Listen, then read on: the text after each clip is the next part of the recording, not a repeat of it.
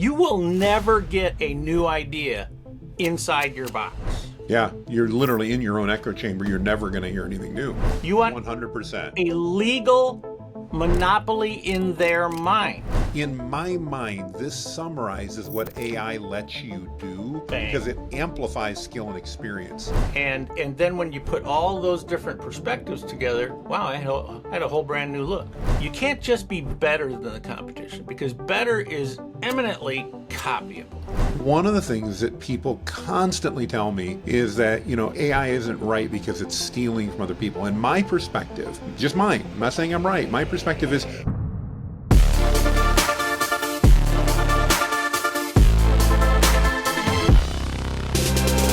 all right, welcome everybody to the AI Transformation Podcast. I'm your host, Jonathan Mast, and I am honored today to have author and expert Steve Miller join me. Steve and I recently met on one of my AI trainings that we were doing, and I got to know a little bit about Steve, started reading a couple of his books, and I got to tell you, it is so cool to meet someone that just resonates with you as you're learning. And Steve, I want to thank you for your time joining us today. I know you got a super busy schedule. Oh my gosh, my schedule! I know your schedule today is busy. So, because I'm sitting in on one of your courses today. You're sitting on the training this afternoon, yes, right? Sir, all right, I love it. I love it. So well, thank you so much for inviting me to be here, Jonathan. I am completely honored and flattered and everything like that. And I have to tell you, I got to kind of preface this by saying, over the years that I've been doing this now for 40 some years. I published my first book back in 1990, which I would be willing to bet is before a lot of people here were even born. And probably I was already out of high school then, so I can definitely relate. Yeah, well, so and since that time, I have been super fortunate to have spent time with, and even made really good friends with some very successful people, really famous people, successful people. I'm very blessed to have had that in my background. And I got to tell you, Jonathan, when I first stumbled across you just a few months ago, man, like you say, you resonated with me. Thank you. And I just thought, man, this guy is a rock star. And and so anyway, I'm so excited to be here. How can I help? Well, let's start by telling people a little bit, people that aren't familiar with you. Steve, tell them a little bit about the books you've written and kind of your area of specialty. Well, the books that I've written, I've written 10. I actually have an 11th book coming out pretty soon. And my first book, like I said, I wrote back in 1990.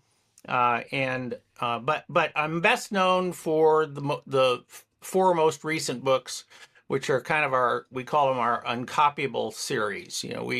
We've come up with that approach for people. For our primary customer base, client base, are solo entrepreneurs and small B2B companies, and the owner, mostly the owners and top executives of those B2B companies. And over the years, I've spoken around the world, because I learned, I grew up in a very odd type of environment. My father was the co-inventor of the 8-track tape player. For those of you that have read your history books. I remember using one in my grandfather's car. He thought it was amazing. Yeah. Oh yeah. And crazy enough, the 8-track tape player absolutely changed the music industry. Because it was the first thing that, it was the first time that musicians, bands were able to record music that people could could take with them. And so so I grew up around that kind of world, and that way of looking at the world in a different way, the way my dad did.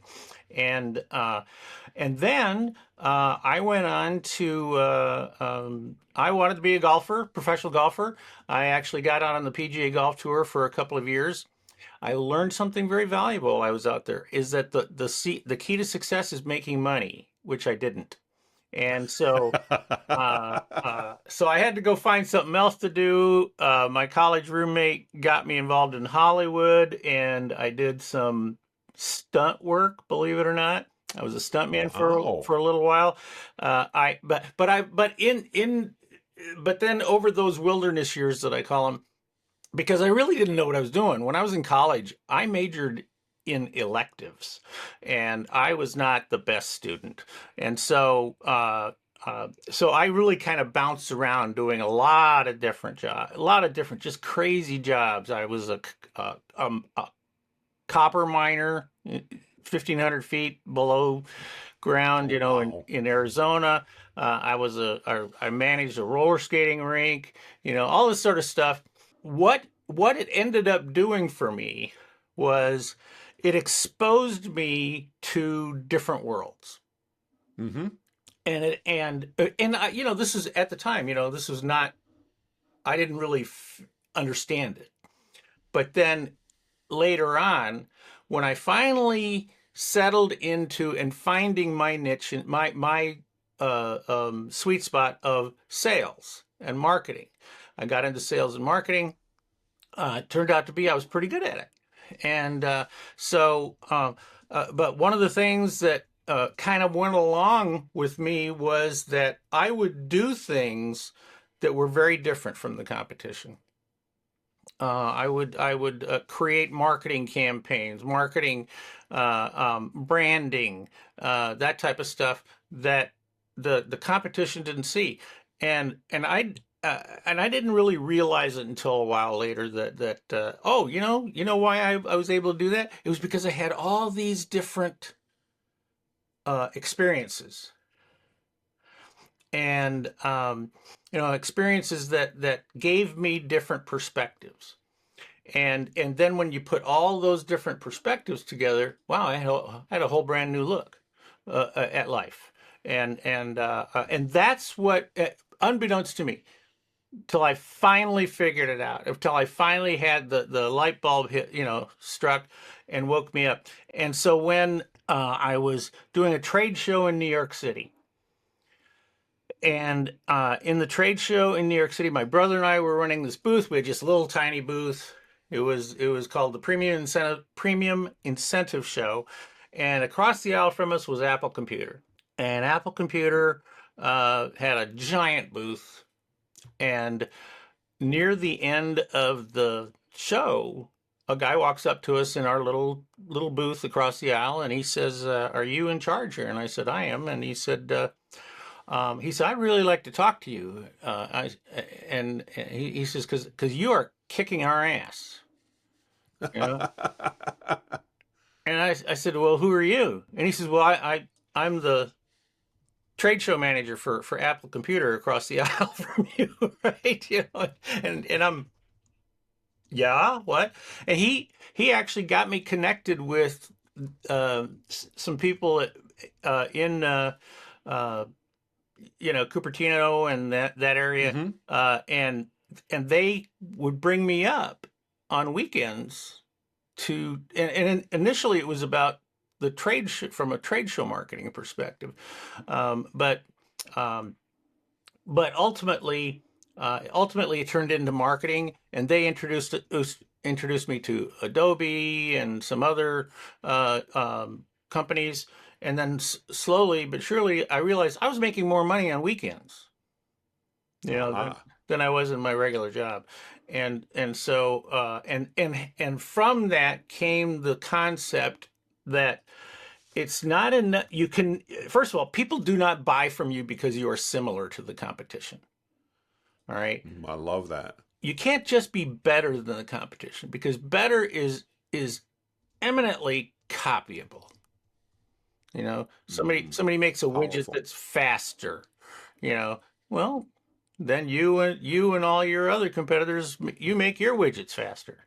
So it has to be uniquely superior and really, really hard to copy. And and so, okay, there's my long self-introduction. Well, that's great. As you're describing that, I need to ask. I mean, one of your books, Stealing Genius, talks about how you need to be able to, as a success, you need to be able to pull not only from people in your industry but other industries. And if I recall right, you talk about how McDonald's learned to do the drive-through by studying NASCAR and other industries like They that. actually, yeah, they learned it from a bank. Okay, okay. The original one was in I'm blanking on the name, but it was in Arizona. There was an Air Force base outside of Tucson, and and some new commander came into the base, and he said, and he made a rule that, okay, if you're in your uniform, I mean, if Hmm. you're in your daily wear, clothing, then, and if you go into town, then you cannot go into the stores. You know, and the McDonald's, uh, the owner of the McDonald's store there was like, wait a minute, are you kidding? Yeah, We you're live, killing my business yeah, here. you're killing Stop. my business, right? And one day he was at a bank, and banks had drive-throughs Oh yeah. years before fast food did.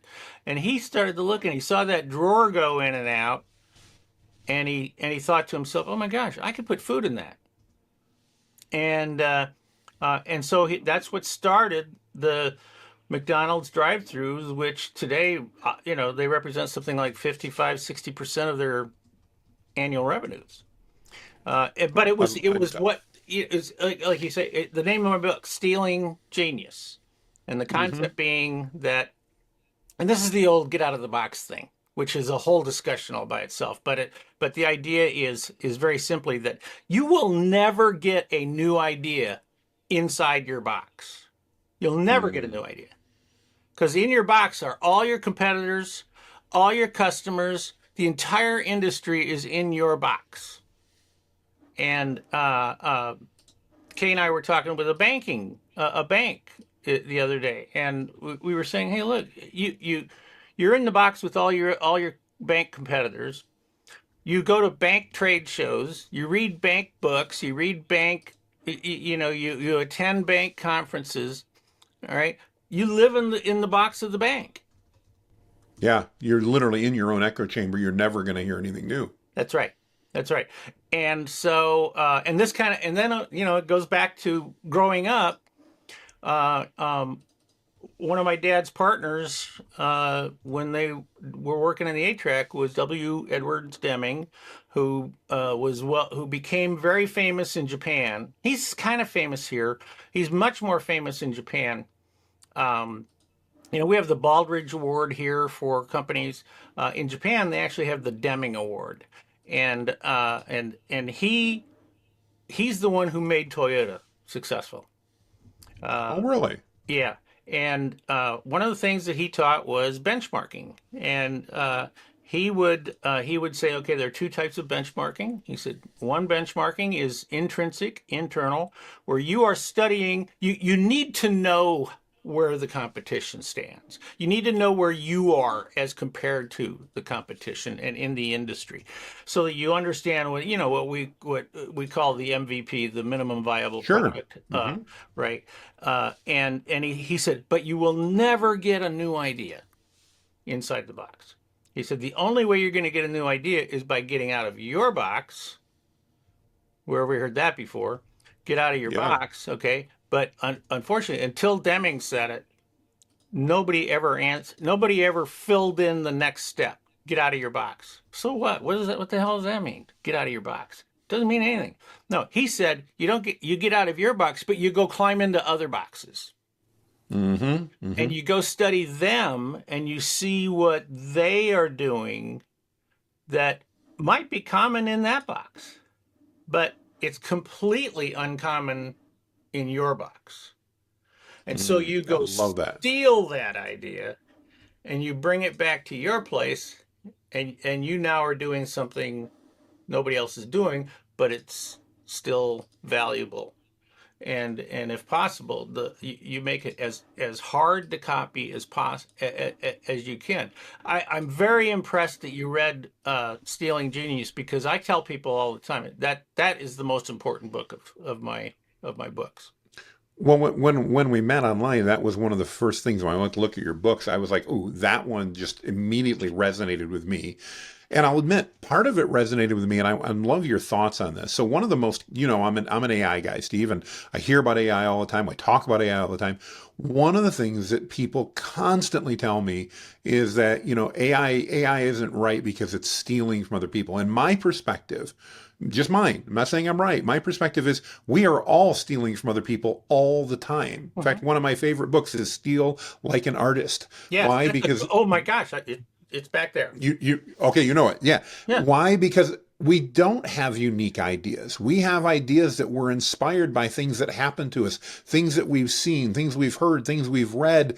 Without that, none of us would have any ideas. It's just if we literally, well, even then, if we lived in a soundless black box, that would impact the way that we thought. It would impact the ideas that we had. It would impact and so to me, AI, having been trained on all this stuff, just has more context. Now, that's my thought. Not Well, everybody agrees with me, it's but I'd love your thought. oh, I'm How does that fit absolutely, in? that, see, this is why I'm such a huge fan of yours, is because you get AI better than anybody else. See, I'm always looking at what's out there that I can go use that nobody else is using. I dragged all of my clients kicking and screaming in 1994 onto the internet. I love to tell the story about, and I've been doing that ever since. Ever since I learned from Deming, and then ultimately the light bulb that went off in my head was being an old golfer, right? Yep. And if you're a really good golfer, ex-tour player or something like that, people want to play with you, and I bet. and a lot of rich people want to play with you. So I got to know Jim Nordstrom, and at the time, he and his brothers were the rotating presidents of Nordstrom, and Okay. he and I got to playing together and stuff. And then one day he said, Steve, I think I think I might want to hire you to consult for us. And I said, well, Jim, that's wonderful. I'm very flattered, except that I know nothing about retail. Everything I've done is in the B2B world. I don't know anything about retail. And he said, that's exactly why I want to hire you to come and talk to us. He said, because if I hire a retail consultant, he or she is just going to talk to us about what they know about retail, and they're going to tell our competition everything, all that. He said, Mm-hmm. you have experiences and knowledge that's not in the retail world. And he says, I gotta believe that you will say something to us that we've never heard before. Now, it was like an epiphany, because all of a sudden I'm sitting there and I'm going, where have I heard this before? Deming. It fits right in. Deming said this to me back when I was 14 years old. And that at that moment, I knew what my future was going to be around. Now, I didn't have the word uncopyable at that time, but that's how I got going in that, and working with people and saying, look, we have to not just get out of the box. What we really want to do, if we want to be completely invulnerable to competition, we have to build our own box. That's what we have to do.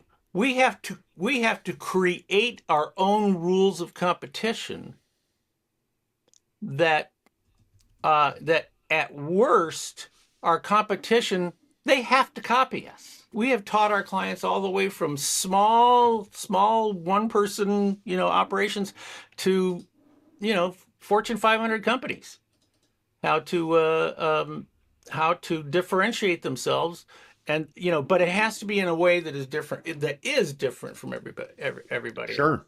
and stuff. Oh, by the way, I know that you're probably concerned. Today, this No. is coffee. Okay, Well, I'm disappointed then, I know, Steve. I I know, I mean, know, but I like the Jack Daniels far better. I know, but that was, see, that was, that'll be later today when I see you on the other program.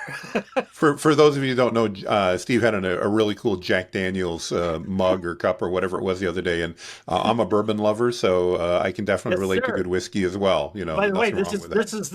I wore this hat for Jonathan Mast because he is, every time I see him, he's got a hat, That's some because I logo. have no hair. I have to. I mean, So this is it says, what does it say? It says say I hi to your love it. dog or something like that. I love Anyway, it. so this is an honor of you, Mr. Mast. So Well, thank you. Thank you. I am honored. Absolutely. yeah. Well, Steve, the other So book, let's and you, so AI, but let me just yeah, very quickly.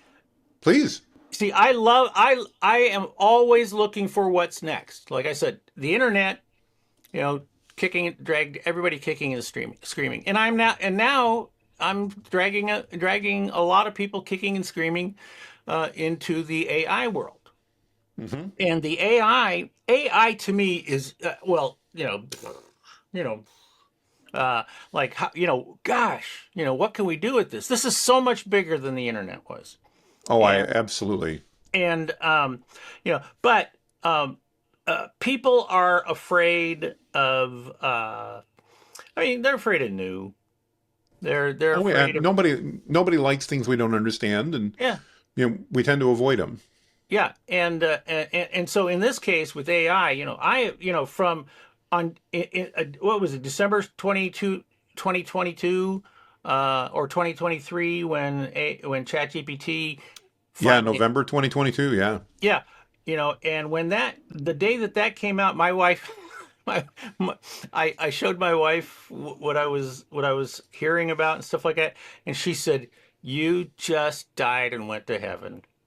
you know and she was right, she was absolutely right, and I have just been I'm not as crazy addicted as uh Michael Hyatt said he was, but Yeah, I'm pretty close. Michael's definitely a fan. There's no doubt. He and I talk not as often as I'd like. He's busy too, but we get to chat, and He it's and I go way back. oh, do you guys? We go way back, but that's, you don't say That's a my whole nother story. All yeah, right. don't say my Well, name. let's fair enough. Oh, I will. You now know I'm going to say, hey, Michael, I met Steve No, Miller today. Tell me what you know about no. him. What I Let's hope is, I hope he says, I don't remember him.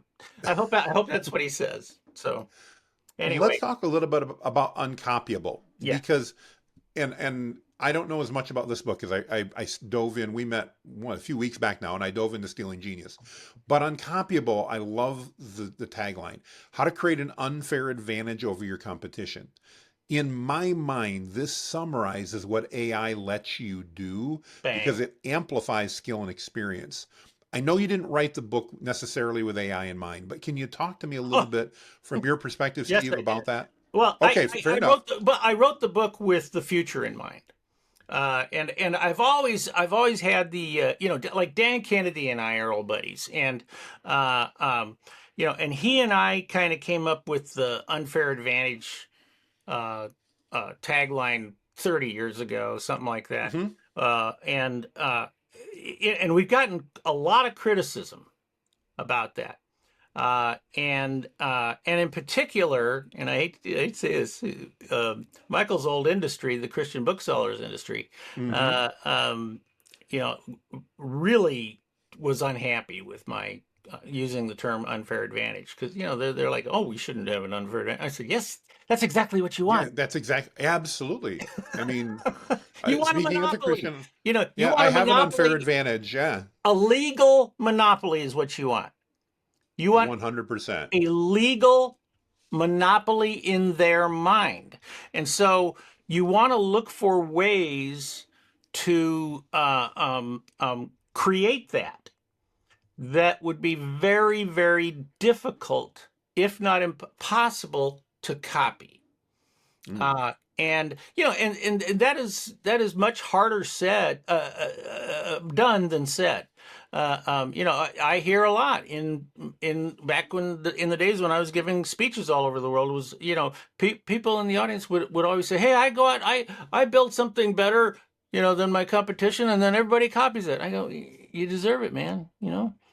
If it can be copied, it will be copied." So what you want to look for is you want to look for something that you can use that they cannot copy, but is meaningful, valuable, relevant to your customer base. What And does that look like for the average business person, Steve? Or is it even possible? Is it possible to define that? well, I mean, how do they do that? I'm Kay and I have been running our business for it's going on 40 years now. Okay. And and let's just do this. Let's just show you. Okay. Just in this visual right here, what do you see? Books. You see a book, right? See Okay. a poster. Books, the poster. But what do you and what's in the poster? Well, you're on my teleprompter, so hang on. Let me drag Oh, you I'm off my sorry. Okay. teleprompter. So no, it's all right because it's so small. I can't. Oh, Oh, I there we know. go. So I see a I got moose. one of those over there. I see a moose and a microphone, and That's then I see right. below that the Uncopyable one. Okay. You see any colors that look similar? Orange, yeah, Orange. orange shirt Okay. you've got So on. Orange, orange, yeah. orange, All orange. right. So there are there's here are let's see, one, two, moose, orange, the word uncopyable, and a book. There's four things right there that we are doing and that we've been doing that make us uncopyable. Number one, and we'll start with the book. Okay, what shouts expert and authority louder than a book? Nothing. Nothing. Period. End of story. Nothing. Nothing. It's ingrained in people's brains that if you are a published author, you must know what you're talking about. Mm-hmm. You are an expert, okay? If you go out and talk to the speakers bureaus, and I know you do a lot of speaking, and I know you want to get out there and get on the big stages and stuff like that. One of the first questions they'll ask you is, "Tell us about your books." Mm-hmm. Before they hire you. What kind of books do you have? And if you don't have any books, man, you got a big hurdle to overcome. No They question want about you it. to It's be a immediate published credibility. author. Okay. Mm-hmm. All right. The second thing is, and let's back up to see in our most recent book, and this one is a personal branding book. And where we have another phrase along the lines of the unfair advantage that helps to make it an unfair advantage for you, and that is, we say, everybody says people do business with people they know, with people they like, and people they trust. Everybody says that. Okay, but there's a huge missing component. Huge missing component. And that's the fourth part, and that is they have to remember you. If they don't remember you, knowing you, liking you, doesn't mean a thing. Okay, doesn't mean a thing. So what you want to do is you want to do stuff. Here, I'll move that back out of the way. I'll explain that in just a sec. But so you want to do things. So you want to do things, say things, embed things in your marketplace, in their minds, that help them to not only know you, like you, and trust you, but most importantly, remember you. Most importantly, because when the lightning bolt comes out of the sky, Nito Cobain said this to me one time. Do you know Nito? I don't know. Okay, Nito is the president of High Point University. Okay. Yep, I know High Point. The Disneyland of universities. He is also a best-selling author, world famous speaker, International Speaker Hall of Fame. He's owner of, I don't know, Great Harvest Bread, on the board of directors of BB&T Bank. You hate this guy. And Nito, once, he said, look, you gotta be an expert. When the lightning bolt comes out of the sky and strikes somebody in their head, and they go, oh, I need help with this. Do they think of you first? Do they think of you second? Do they think of you at all? Our objective with our clients is you're the only one they think about. I love that. And you know where that came from? Jerry No. Garcia. Oh, Jerry Ben and Garcia Jerry. said, it is not enough to be the best of the best. You have to be the only one. Jerry Great Garcia insights. said that. Great insights. Oh my God, yeah, crazy, right? So what we've done is, and we teach our clients this, is we look for ways for them to remember you and to think of you. So, and Joe Sugarman taught me years ago, anchors and triggers. See, this is one of the blessings I've had in my life is I have been exposed and been around so many really, really smart people. Joe Sugarman was he's best known for blue blocker sunglasses.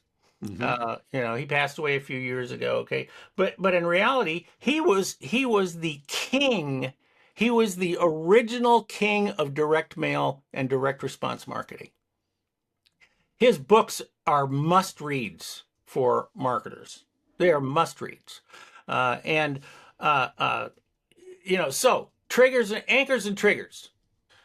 Where did I get one of my anchors? I was speaking in Dallas one time at the Anatole Hotel, huge hotel, 2 giant towers, so they could have two big conferences going on at the same time. And I was keynoting at one of the conferences. I finished keynoting, and I heard there was a Mary Kay conference going on on the other tower, right? Mary Kay. And so I said to myself, I got to go see what's going on over there. I want to know. I mean, who knows? I might be able to steal some genius. Absolutely. And so I walked over there. Jonathan, I'm going to tell you, if I had been allergic to pink, I would have been dead in the first 10 steps walking into that lobby. Anchor number 1, color. Our color is orange.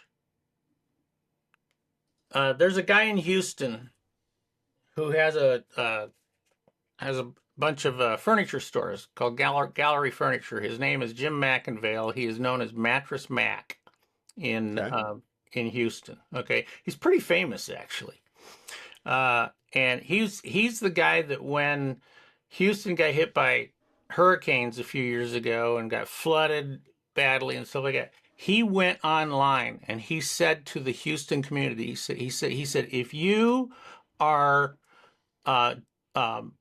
if you can't be in your house, if you've been kicked out, if you've been, you come to one of our stores. You can sleep on our beds. If the beds are full, we'll pull the mattresses out of the warehouse. If those are full, you can sleep on our couches. We will feed you. We will take care of you because you are our community. Now, this is Joel Osteen was based in Houston. Yep. Okay? Joel Osteen locked his doors.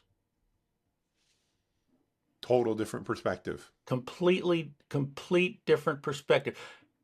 Jim became a rock star.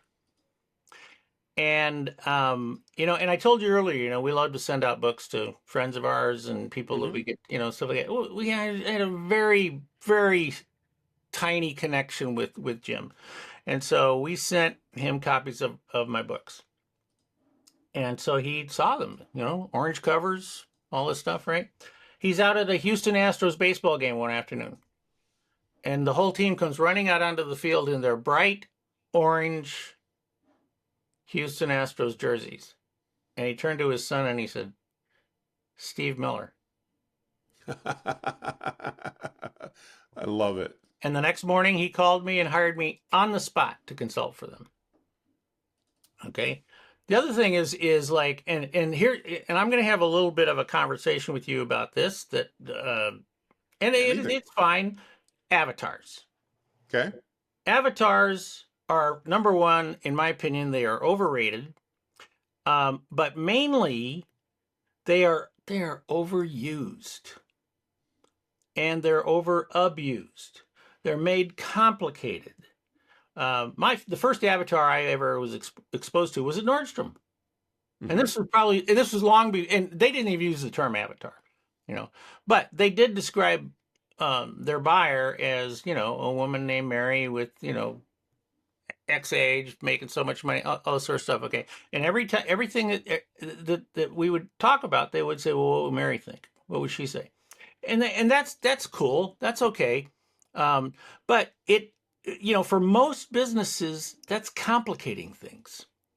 Mm-hmm. When I'm dealing with companies, I keep things as simple as possible for them because most people and small businesses, they're too busy doing Yes.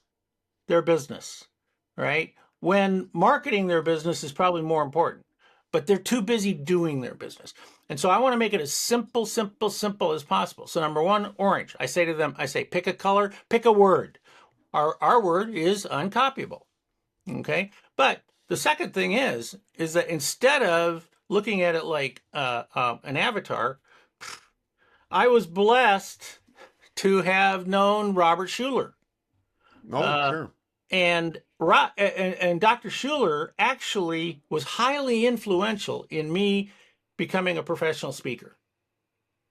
And he had me on his Hour of Power a couple of times as a guest. It's not really important to get into why I was there or anything like that. But one of the things he said to me was, he said, you should be a professional speaker. You're good at it. Well, and I said, what the heck what do you mean I could get paid to do this? And he laughed. He goes, oh, yeah, yeah. Oh, my gosh, you can make a lot of money. And I said, well, how do you find people who hire speakers? And he said, how do you hunt Write a moose? book. How do you hunt moose? Oh, Right? I said, what do you mean? How do I hunt moose? He said, well, would you hunt moose in Florida? No, I'd probably go to Canada. He said, right. He says, are you going to hunt them with a tennis racket? No. And he says, are you gonna bait them with Hostess ding dongs? No, I probably need moose bait. So he walks me through this I, conversation. I What was it? It love was the an avatar. concept. It was an avatar conversation. But the point is that he simplified it. Right, You, you're exactly. you are hunting this animal, and this animal is in a forest somewhere. So you have to go to that forest. You Yes. and then when you're in that forest, there are hundreds and hundreds and hundreds and hundreds of other types of animals.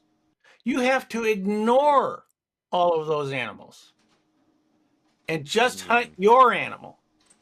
That is powerful. I know. So we stole that from Dr. Schuller. I freely share that. It's in my first book, I think, story. Or I don't remember if it was in Stealing Genius or not. But anyway, the point being is that we talk hunting moose rather than avatars because Much more relatable. moose is relatable. Moose is a picture people get, and they go, "Well, how do we know it's our moose?" I say, "Well, look, let's first of all ask you the question. All right, do you already have customers? And if they do, we say, tell me about your best customers." And they talk about their best customers, and I say, um, "Are there more of them out there?"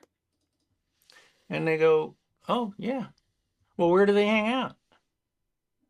You know, are they in forums? Are they in are they in a private Facebook group? Are they where are and you and seeing that stuff they get, It's Yeah, easy. absolutely. It's easy for people to visualize it, see it, understand it.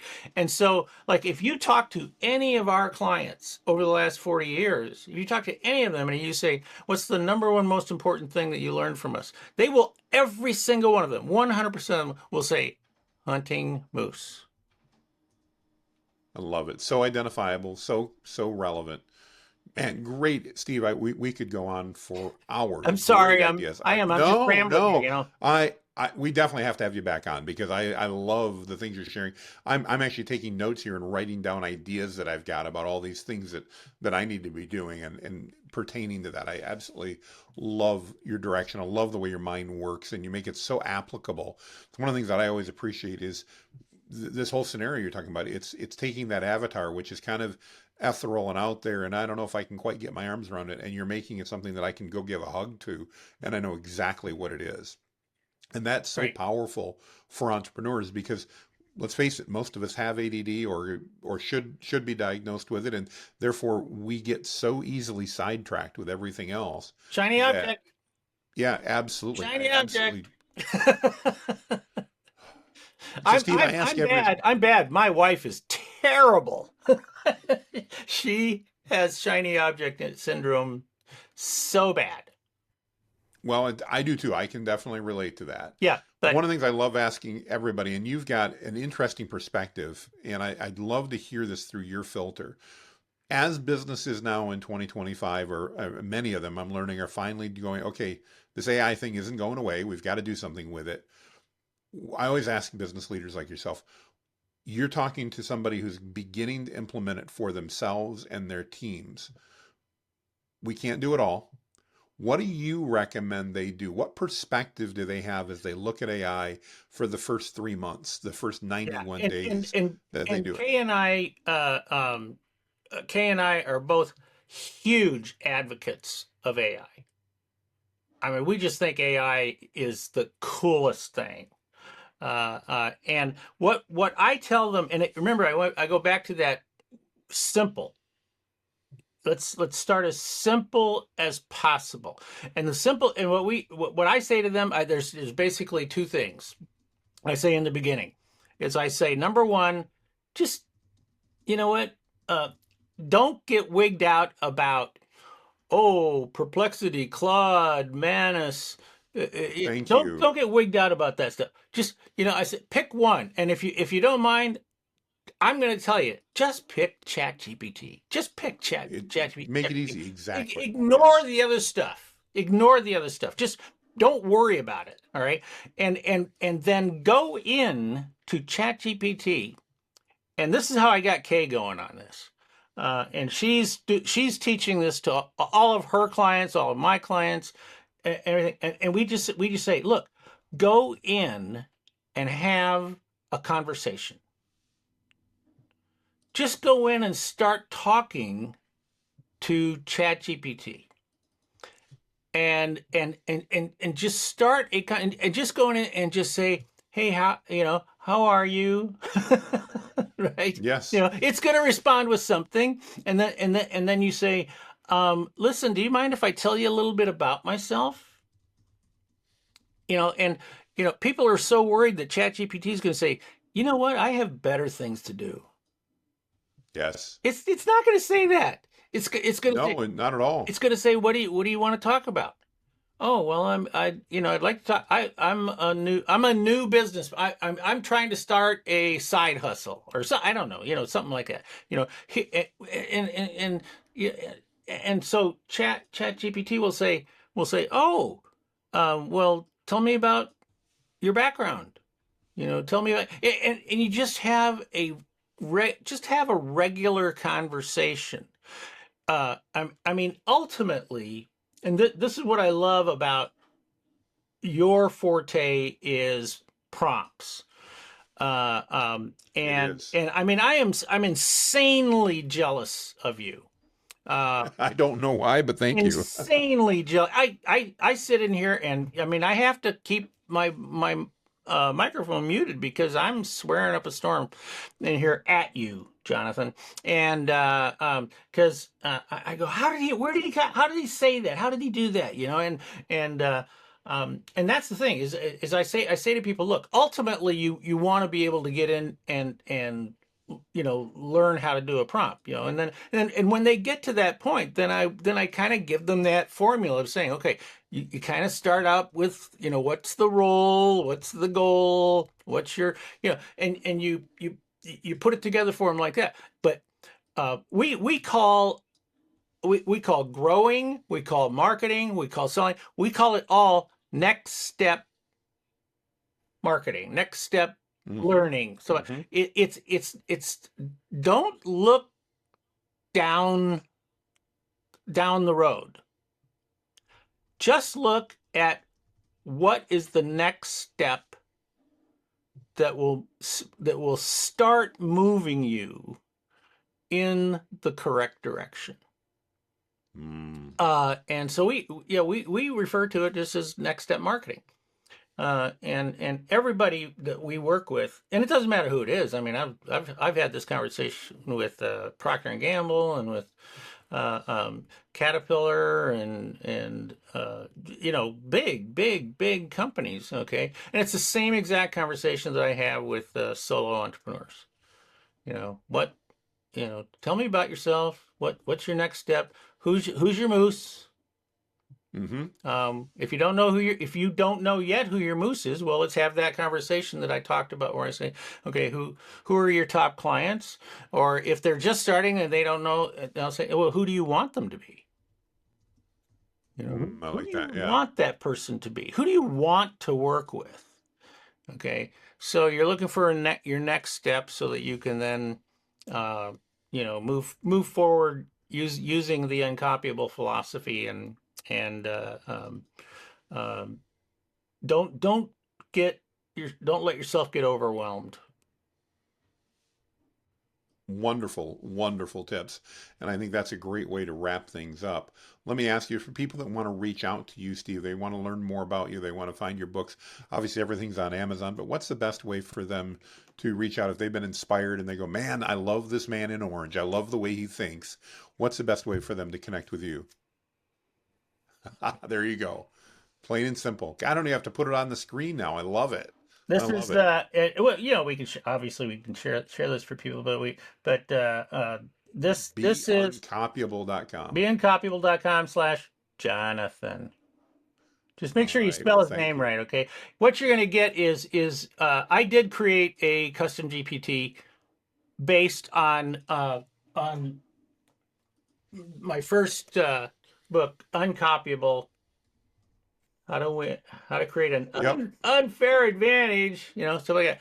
Okay, it's I loaded that and put some other stuff in there. Okay, and if they go in, that's a custom GPT. They can go in and ask questions about being uncopyable and working with moose and stuff like that.